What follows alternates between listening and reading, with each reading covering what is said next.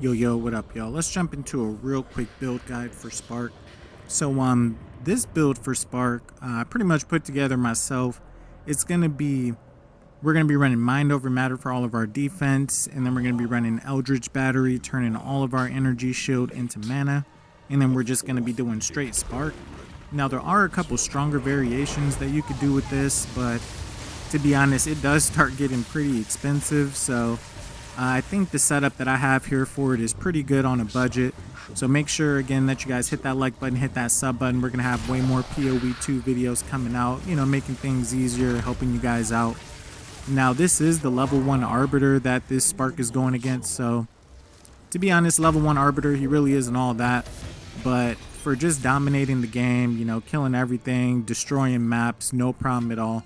This build is definitely pretty goated. Now, I will get into some variations that you could do to make it a little bit stronger. Starting off, so the skills that we're going to be using, we're going to be rocking Sigil of Power. We're going to toss that down every time we run a boss. We got Spark, we got Flame Wall, we got Conductivity, we got Orb of Storms. Then we're going to be rocking Grim Feast for the extra energy shield. And then we're going to be using Skeletal Clerics and then Soul Offering. So on our offhand, which is going to be a Sigil of Power staff, we'll throw down the Sigil of Power, we'll sacrifice 2 clerics, and then that's just going to scale our spark damage just pretty much out of the roof.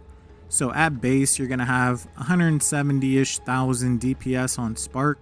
Once you throw down the Sigil of Power and get that to level 4, it's going to take you up to about 275-ish damage on spark.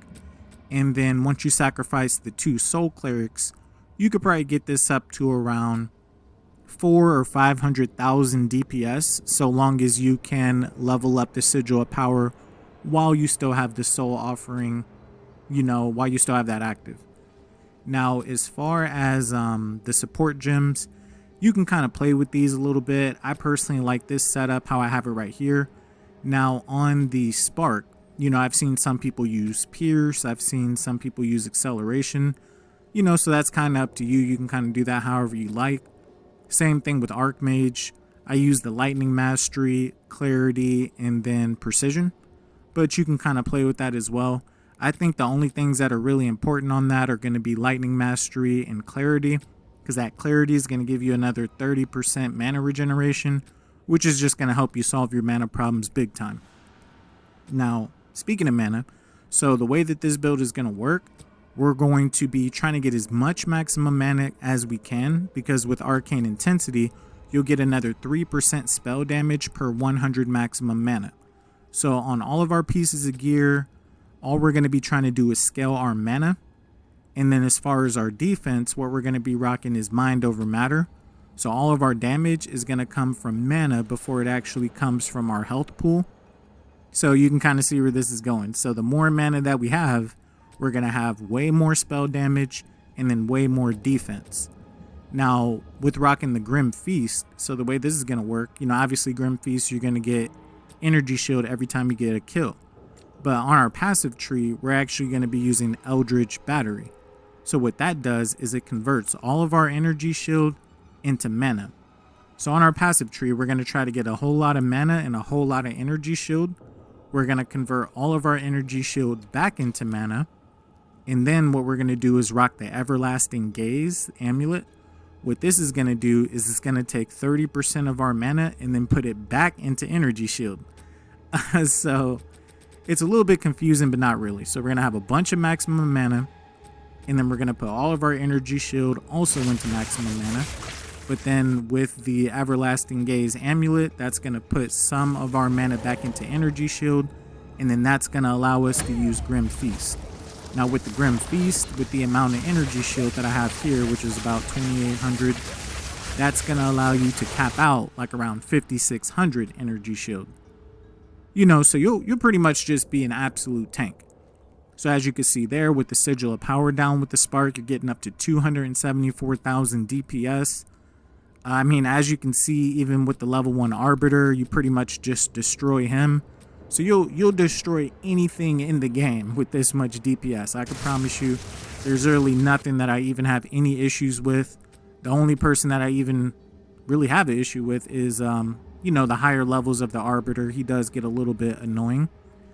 Now, as far as the gear, so in our offhand, we're going to be running the Sigil of Power Staff. In our main hand, we're going to be going Wand and Shield. Now, again, on every piece of gear, you want to try to get as much maximum mana as you can. Now, the most expensive things in this build is going to be the Grand Regalia, because you have to get the one that gives you maximum mana per socketed rune, and then you have to get the 10 spirit per socketed rune, so that way you can run Grim Feast.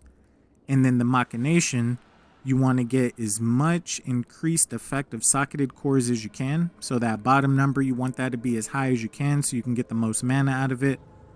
And then the Everlasting Gaze, we're going to be distilling this with Wild Storms. So Wild Storm is going to give you another 15% lightning damage. And then, you know, that's going to scale your damage even more. But the thing that makes that expensive is, in order to get the Wild Storm, that's actually going to take 2 isolations and a fear. So, you know, each isolation is about, I think right now it's about 2.78 divine.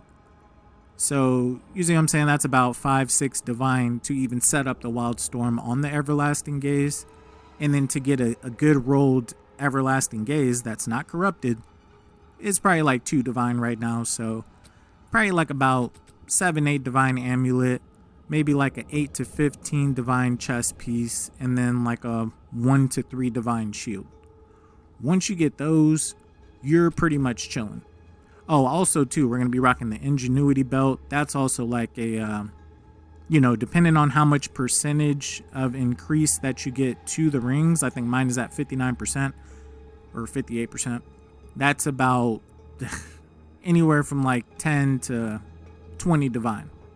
Now, if you get a higher percentage than that, of course, it can cost more divine than that. But I would say this setup is about maybe like a 25 to 35 divine setup. And that's not including the actual pieces of gear. So on each piece of gear, same thing. You want to try to get as much maximum mana as you can, as much increased energy shield as you can, which is also going to increase your mana.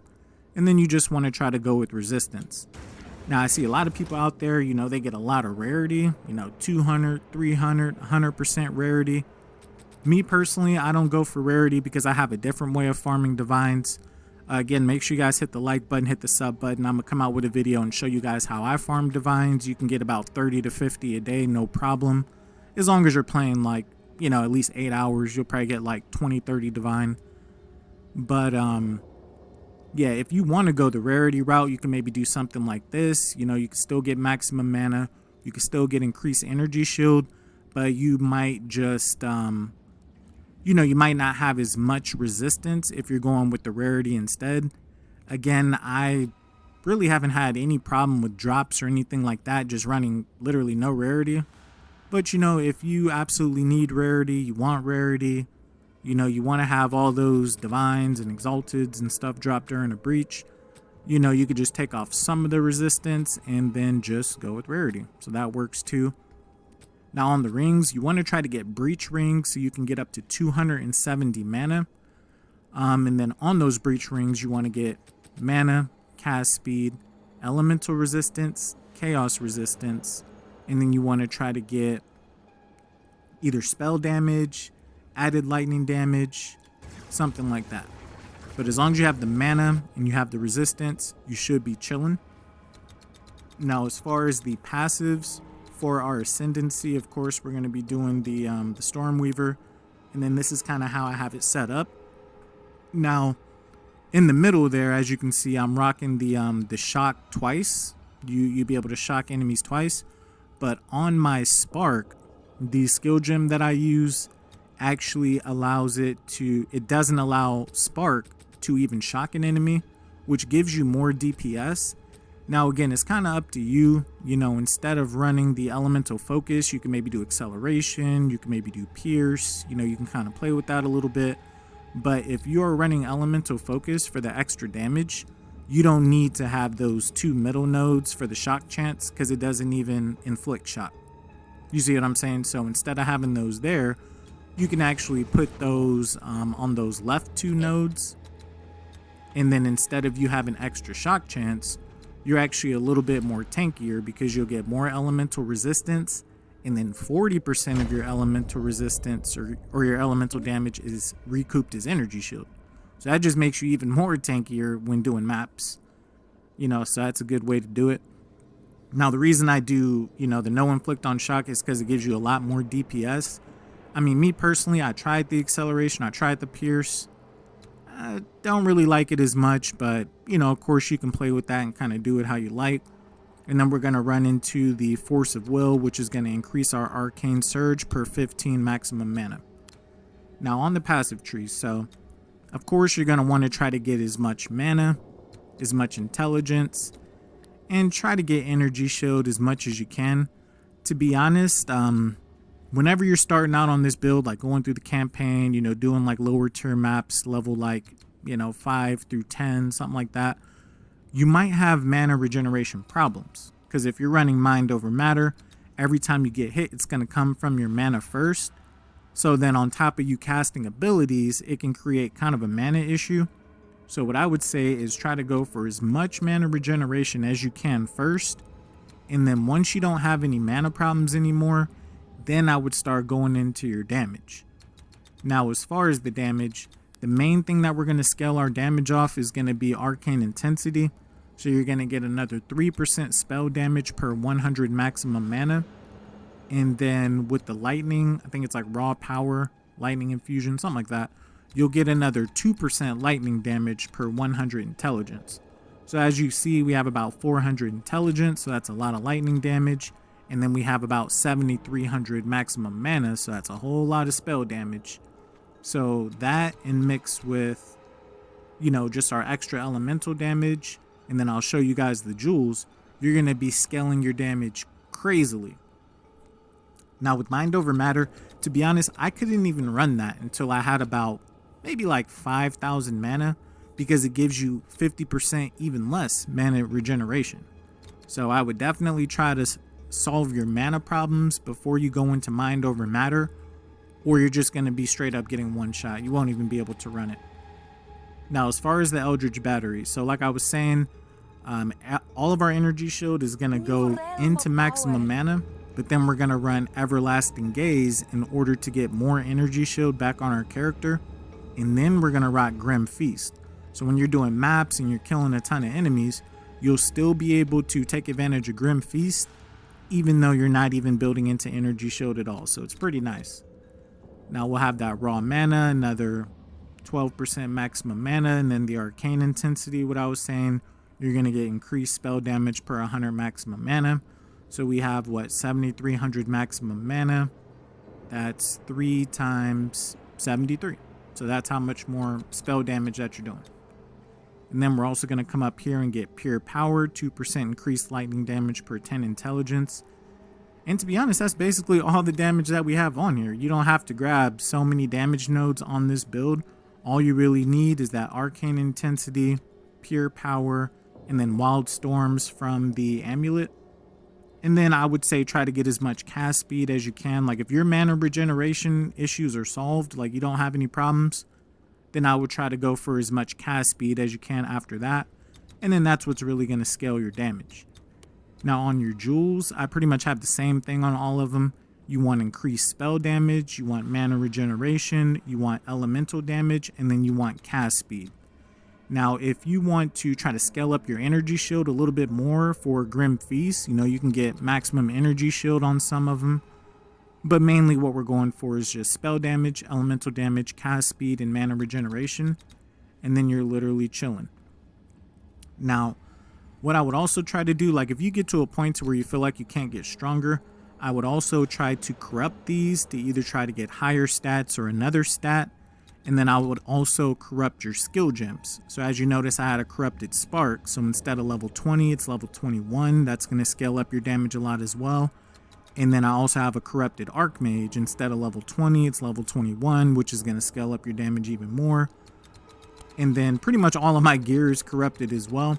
So that's what I would say. If you guys are feeling like you're getting to a point to where you're not going to find better gear, or the gear that you can find on like trade site or something just costs far too much, then I would just say start corrupting your gear. You know what I mean? You have a chance of either messing it up or making it way better. But you know, even if you mess it up, you could just go out, purchase a similar piece, and then you're good to go.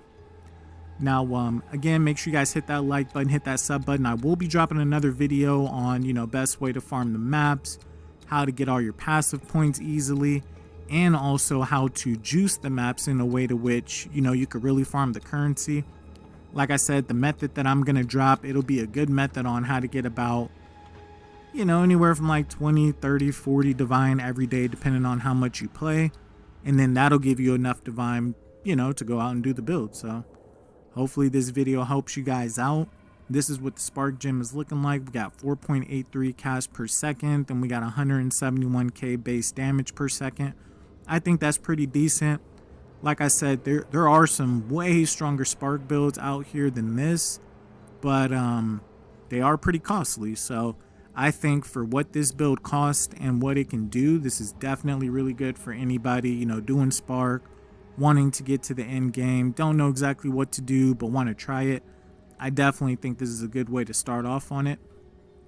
Now, as you can see on my resistances, I'm not even capped out on resistances. But to be honest, on this build, it really doesn't even matter. Because I never even get hit for my actual health bar. It's always me getting hit on my energy shield or my maximum mana.